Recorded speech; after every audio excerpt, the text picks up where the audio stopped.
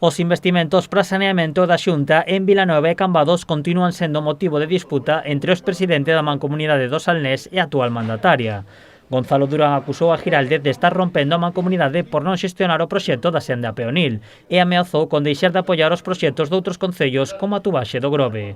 Unhas declaracións que a presidenta cualificou de mentiras. Non lle está pagando o señor Durán ou o Concello de Vilanova a tubería de auga ao Grove, nin lle estamos pagando os demais concellos. Ao revés, diría eu, somos os demais concellos, ante os seus impagos, os que lle estamos pagando a él, a Vilanova, os servizos que lle presta a Mancomunidade, non? Durán tamén acusou a Giraldez de non tomar medidas fronte a COVID. De novo, a presidenta considera que o alcalde vilanovés minte, xa que foi convidado a todas as reunións de alcaldes da comarca. E que o señor Durán, pese a estar convocado, non acudou ni unha delas e, senón ao contrario, que tomaba decisións antagónicas ou ben distintas das que tomábamos todos os demais alcaldes e alcaldesas da comarca. Tras as acusacións de Durán, a presidenta pídelle ao rexedor vilanovés que deixe de poñer trabas e que cumpra coas súas obrigas.